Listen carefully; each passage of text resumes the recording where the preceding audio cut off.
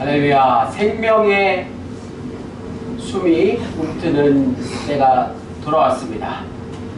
보신 영상처럼 우리에게도 생명이 다시 피어나기를 원합니다.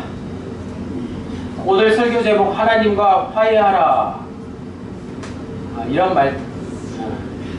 오늘은 새 일을 행하시는 행하님. 오늘 본문 배경은 이렇습니다. 제가 가진 성경에 보면 14절 위에 바벨론으로부터 빠져나오다, 이렇게 소제목이, 표제가 붙어 있습니다.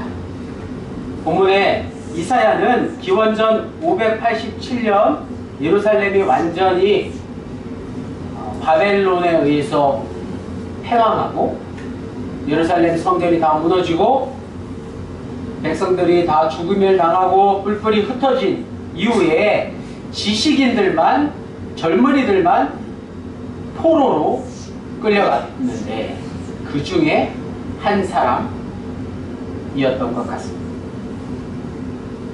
바벨론에서 유대인들은 수십 년간 살았습니다. 무려 70년 정도. 그리고 그 이후에 더 산 이들도 있었겠죠.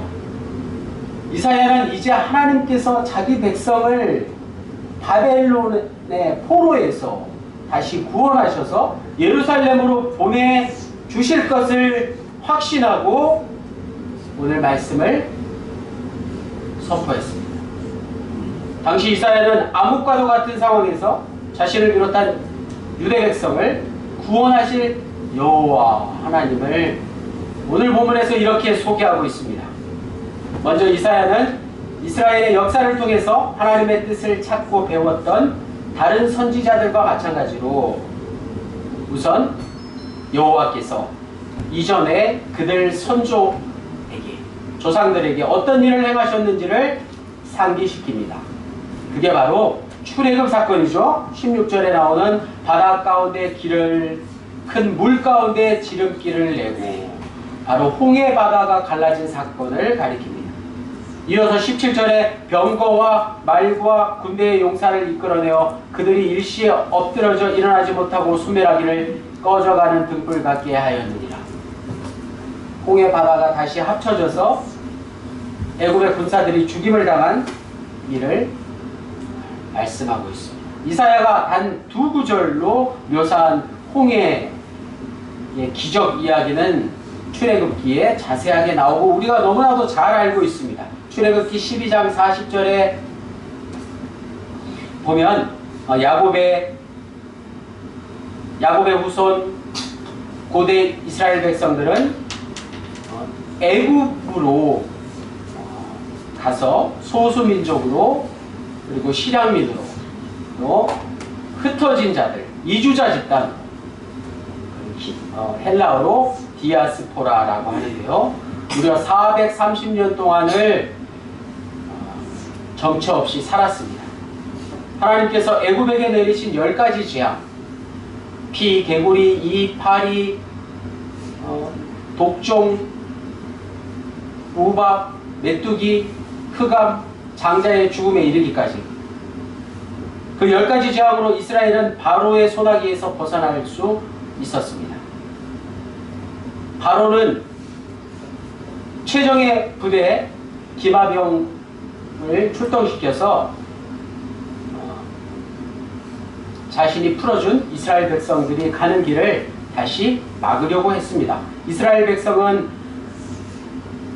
절체절명의 상황에 떨어지고 말았습니다.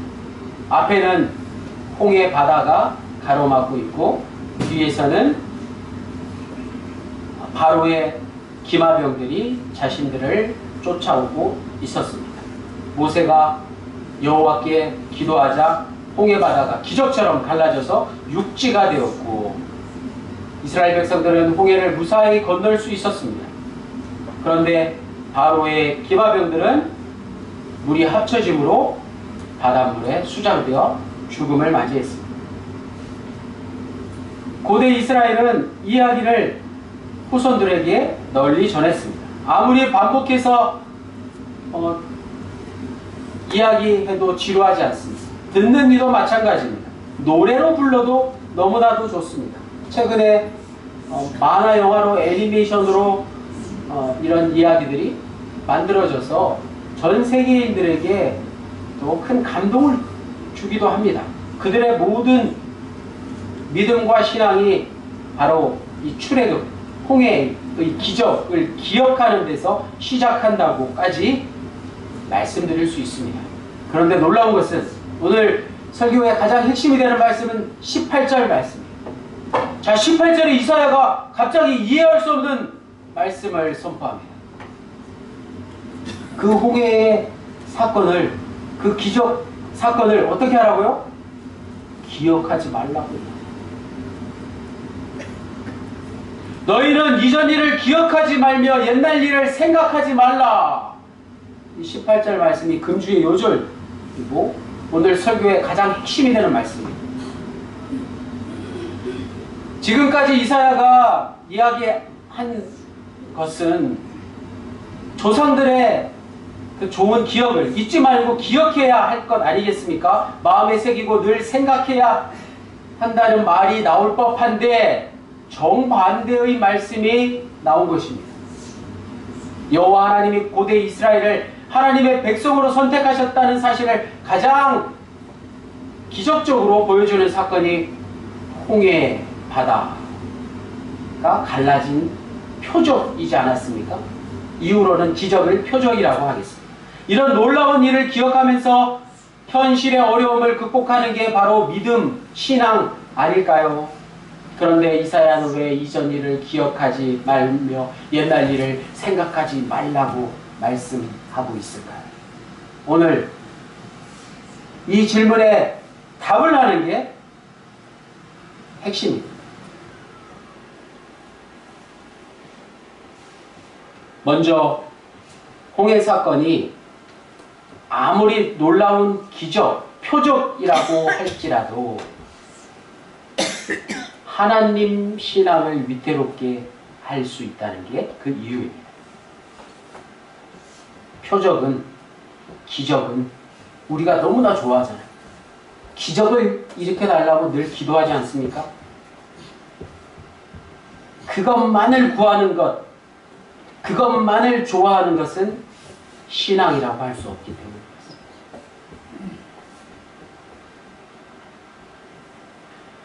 또 어떤 이는 다시는 모세 같은 인물이 나오지 않는 것을 안타깝게 여깁니다. 모세 같은 인물이 없기 때문에 우리는 바벨론에서 풀려날 수 없다고 생각했습니다. 모세 같은 인물이 없는 상황에서 모세를 기다리기만 한다면 그건 아무런 도움이 되지 못할 것입니다.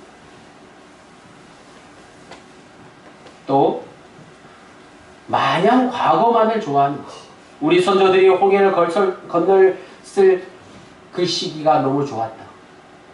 소위 요즘 말로 라떼는 말이야. 라떼는 이것도 하고 저것도 하고 라떼는 덕암명분이 부흥해서 사람들이 많이 모였고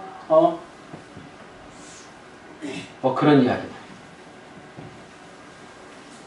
옛날에 일어났던 일은 아름답게 회상할 수 있지만 현재의 일은 답답하게 느껴지는 게 인간의 본성입니다. 그래서 자꾸 현실을 외면하려고 한다.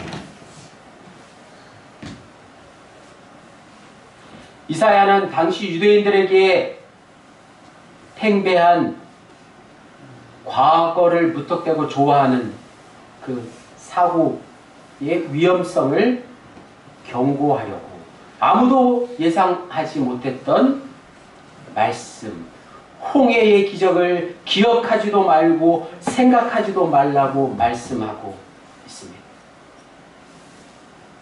과거에 벌어졌던 특별한 사건에 관한 경험은 우리가 현재의 어려움을 극복하는 데 도움이 될 수 있습니다.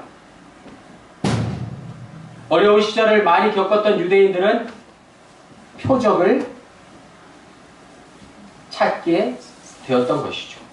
그들은 광야의 그 40년 동안, 광야 생활 40년 동안 숱한 어려움을 겪으면서 만나와 메추라기가 하늘에서 떨어지기를 바랬습니다.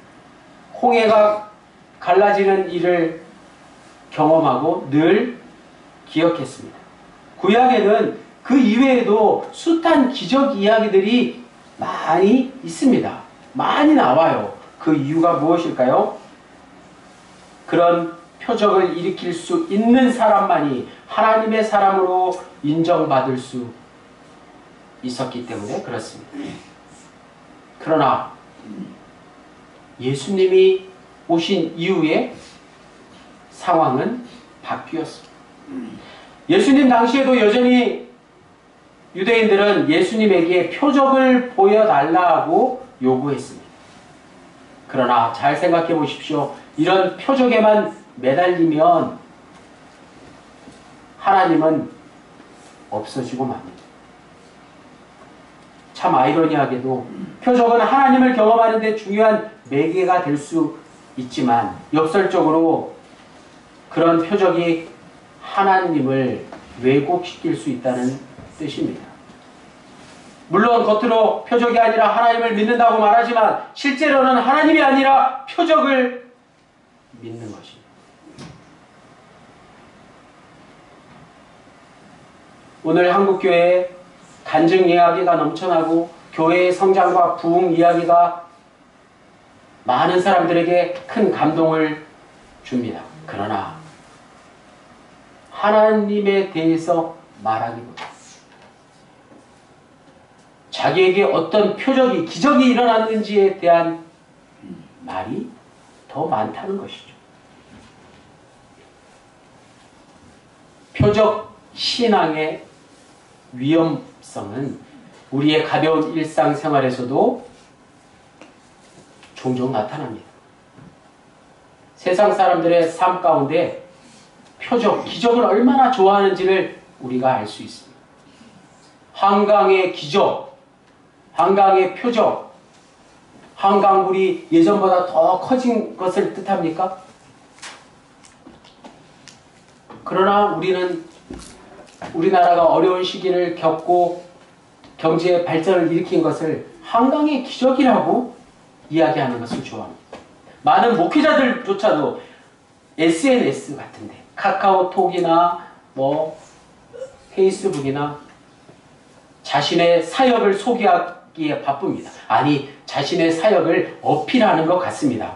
더 나가서 그것은 자랑이라고 여길 수밖에 없습니다. 엄격히 말해서 그것은 자신의 사역을 자랑하는 것뿐이라고 말씀드릴 수밖에 없습니다. 강단에서 간증하는 것이나 설교하는 것도 그럴 수 있습니다. 자신의 이야기를 시작하면 대부분 표적이나 기적 이야기, 결국에 가서는 자기 자랑거리를 늘어놓거나 자신의 목회, 자신의 교회를 자랑하는 게 대부분일 수 있습니다.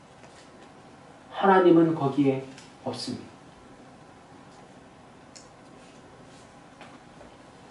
그걸 지켜보는 이들 역시 거기서 하나님을 만날 수 없다는 사실입니다. 다시 한번 말씀드리지만 오늘 본문은 하나님이 어떤 분이신지를 이사야 선지자가 소개하는 말씀이라는 것이죠. 다음으로 이사야가 이전 일을 기억하지 말고 옛날 일을 생각하지 말라고 설교한 이유는 다시 한번 말씀드리지만 하나님이 어떤 분이신가를 더 정확하게 선포하려는 데 있습니다.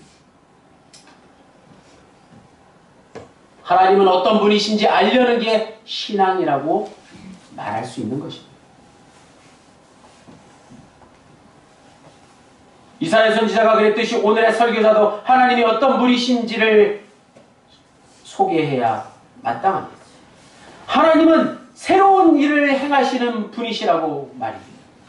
이사야 선지자가 외친 그 메시지가 바로 그것입니다. 오늘 설교의 제목입니다.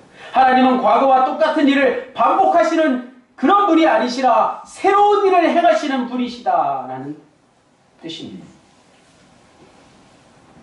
아무도 예상하지 못한 일을 행하시는 분이시라는 말씀입니다. 그런데 어찌 우리는 과거의 일, 하나님이 한번 행하신 일만을 기억하며 그리워하며 안타까워할 수 있겠습니까? 우리는 왜 비슷해 보여도 하나님 안에서는 모든 일이 새롭다는 사실입니다. 하나님의 시각으로 세상을 볼 수 있어야 할 것입니다. 하나님이 새로운 일을 행하신다는 게 도대체 무슨 뜻일지 다시 한번 생각해 보겠습니다. 우리는 새롭다라는 사실을 절실히 느끼지 못하기 때문에 그런 말을 들으면 대충 지나치고 맙니다. 소위 혁명이라는 것이 일어나야지만 새로워졌다고 생각합니다. 정권이 바뀌어야만 새 일을 행할 수 있다고 착각하는 거죠. 정권이 바뀌어서 새 나라, 새 일이 일어날까요?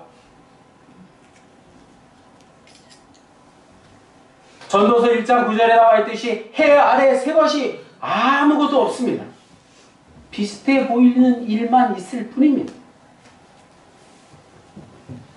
절대자인 하나님을 두고 우리가 우리 일을 하는데 절대 무슨 일을 두 번 다시 하지 않겠다라는 표현을 할 수 없는 것처럼 새 일은 오직 하나님만이 하실 수 있습니다.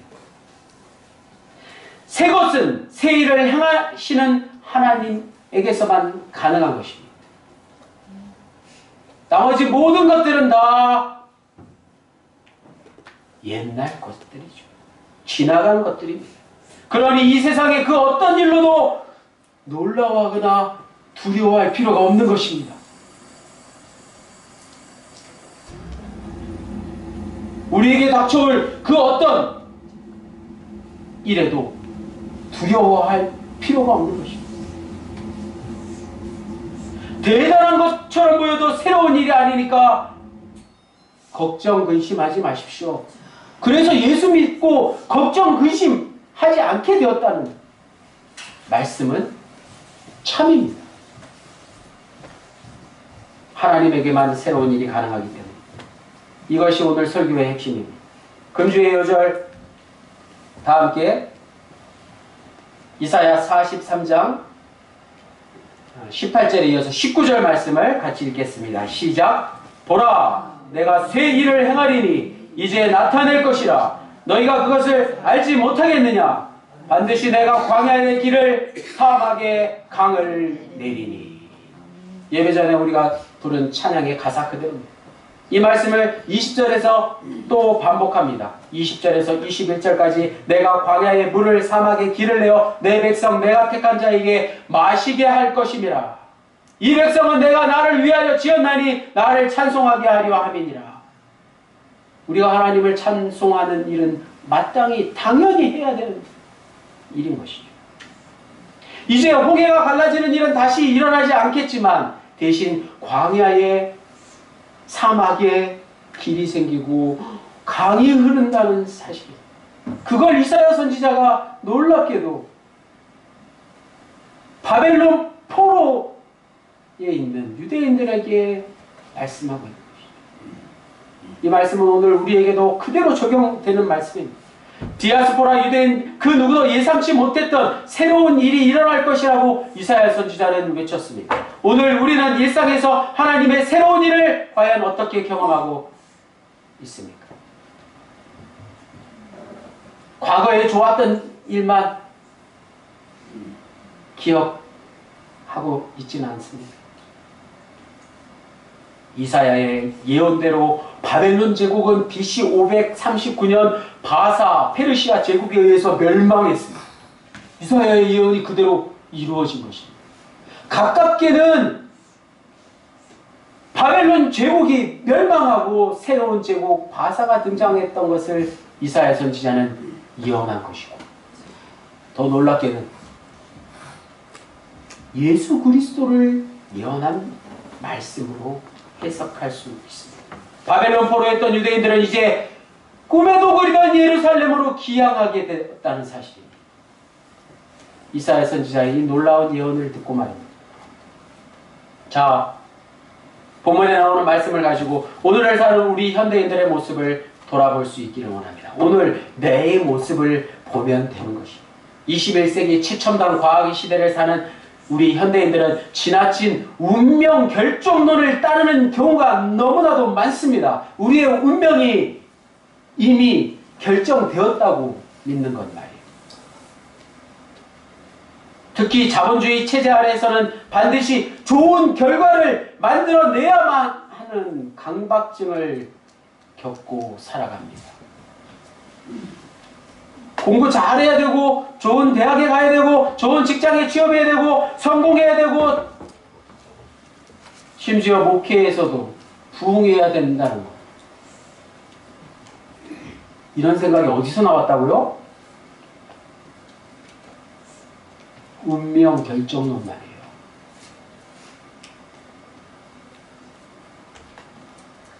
과거를 생각하는 것이.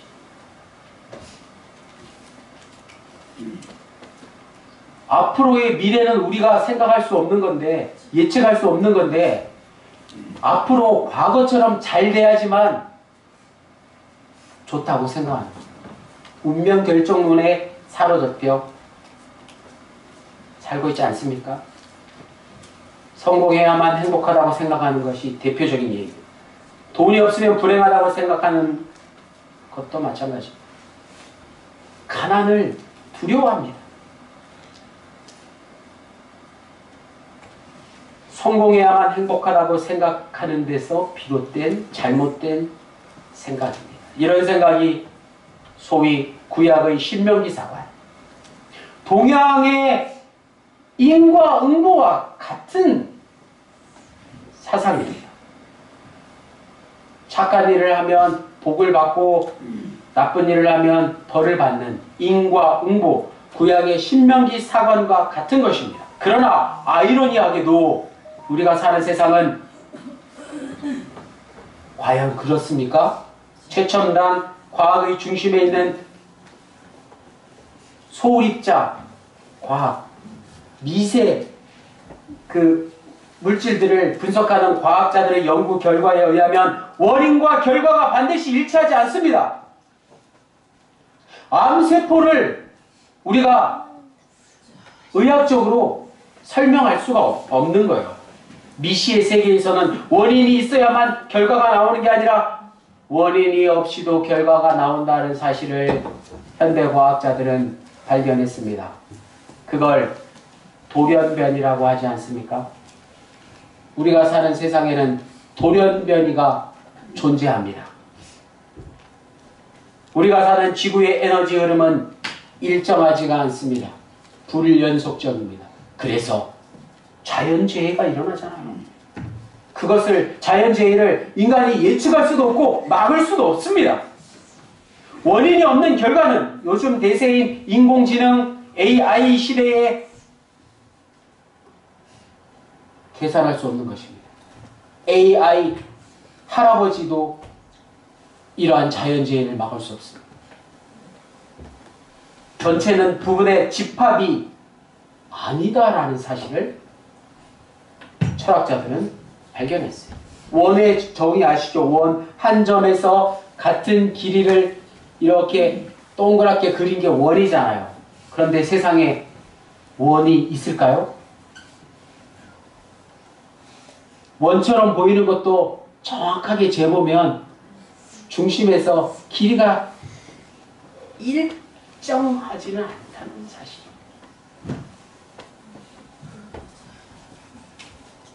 뭔가 불순물이 들어가기 때문에 그런 것 아니겠습니까? 우리 인간을 구성하고 있는 세포들, 그걸 다 모아서 나하고 똑같은 인간을 복제할 수 있다고 과학자들은 열심히 연구하고 있지만, 그렇다고 해서 나하고 똑같은 인간이 만들어지는 것은 아닙니다. 내 몸의 모든 원소를 복제해서 똑같은 나를 만들었다고 쳐도 내가 될 수 없는 것입니다. 사람은 영혼의 존재이기 때문에 그렇지 않습니까? 우리가 오늘 드리는 이 4월 첫째 주일 예배, 이 순간은 지금으로부터 115년 전에는 전혀 계획되지 않았었어요. 우리 더감영의 개영이 114년 전이었잖아요. 그 114년 1년 전, 115년 전에는 더감영문이 세워질지 우리가 이렇게 모여서 예배드릴지 아무도 몰랐어요. 마찬가지 앞으로 5년 후에 어떤 일이 벌어질지 아시는 분 계십니까? 아무도 없습니다. 바라옵기는 앞으로 100년 후까지 더감영문에서 예배 드릴 수 있기를 원합니다. 계산될 수 없는 것이 분명히 있습니다. 그게 무엇일까요? 그 계산될 수 없는 우주 만물을 창조하시고 주관하시는 분은 하나님이시다. 그러니 그분만이 새로운 일을 행하실 수 있는 것입니다. 오늘 설교 제목 새 일을 행하시는 하나님은 멋있으라고 만들어낸 그런 제목이 아닙니다. 멋지게 설교하기 위해서 이 제목을 이사야가 만든 게 아니에요. 하나님만이 새로운 일을 행하실 수 있다는 믿음으로 바벨론의 포로된 유대인들에게 이 말씀을 선포한 것입니다. 이사야의 심정으로 설교자인 담임사관도 설교하고 있습니다. 더 나아가서 새 일을 행하시는 하나님의 아들 예수 그리스도를 통해서 우리는 구원받을 수 있다는 사실을 덧붙여서 말씀드립니다. 이제 구약의 시대를 넘어 신약의 시대를 사는 오늘 우리는 신명기 사관의 인과응보로 구원받는 게 아니라 무엇으로 구원을 받나요? 예수 그리스도로 구원받기 때문에 그렇습니다. 예수 그리스도는 하나님의 나라를 선포하심으로 모든 사람들이 온 인류가 구원받을 수 있게 문을 활짝 열어놓으신 것 아니겠습니까? 이 대목에서 이사야 선지자와 같은 그런 상황에서 같은 생각을 한 사도 바울의 말씀을 전해드립니다. 지난주 설교 본문 말씀이었죠. 고린도후서 5장 17절 말씀 똑같은 말씀인데 표현이 다르죠. 누구든지 그리스도 안에 있으면 새로운 피조물이라. 이전 것은 지나갔으니 보라 새 것이 되었도다. 오늘 본문 말씀과 같은 말씀이에요. 이전 일을 기억하지 말며 옛날 일을 생각하지 말라. 바울은 하나님의 새로운 일에 대한 이사야의 선포가 예수 그리스도 안에서 완성되었다고 선포한 것입니다. 예수 그리스도의 저 십자가와 부활은 우리를 단순히 애굽이나 바벨론에서 해방하는 수준에 머물게 하지 않고 어디서 우리가 그토록 갈망하는 우리의 힘으로 어쩔 수 없는 죄와 죽음에서 해방하는 구원의 능력이 되었다는 말씀 아니겠습니까? 율법의 의로부터 더 이상 율법에 얽매여서 의를 얻는 것이 아니라 믿음으로 예수 그리스도를 통해서 의를 얻게 되었다고 사도 바울은 말씀하고 있습니다. 우리의 일상에서 사람에게서 인정받는 삶이 행복한 것이 아니라 생명의 근원이 되시는 하나님에게서 인정받는 삶으로 바뀐 것입니다. 소유의 삶에서 존재의 삶으로 전환된 것입니다. 영찬이 영인이 같은 어린아이들의 삶에서 성숙한 철이 든 어른의 삶으로 바뀐 것입니다.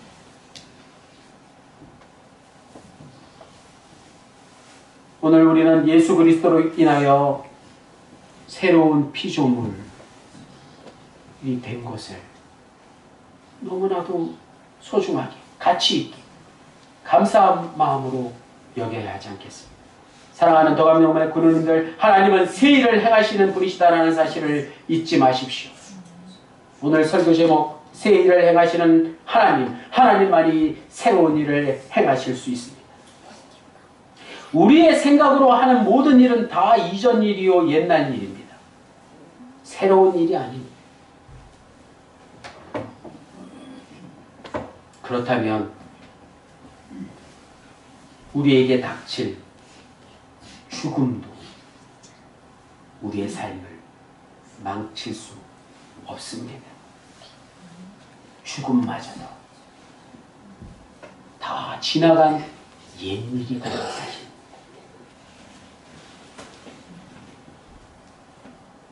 그런 믿음이 있다면 하루하루 지루해 보이는 일상이라고 할지라도 얼마나 소중한 시간이 되게 될 수 있겠습니까? 하루하루의 삶을 새롭게 경험할 수 있기를 원합니다. 하나님의 새로운 일이 우리의 남은 생을 어떻게 펼치실지 기대하며 살아가시는 더감영문의 모든 군우님들, 성도님들 되시기를 주님의 이름으로 간절히 축원합니다. 기도드리시겠습니다. 주님, 하나님만이 새로운 일을 행하실 수 있습니다. 사망도 하나님의 새로운 일을 막을 수 없습니다. 우리의 인생의 유일한 바른 길이 되시는 주 하나님이 우리의 남은 생을 어떻게 인도하실지 그저 고맙고 감사합니다. 길 되시는 예수 그리스도의 이름으로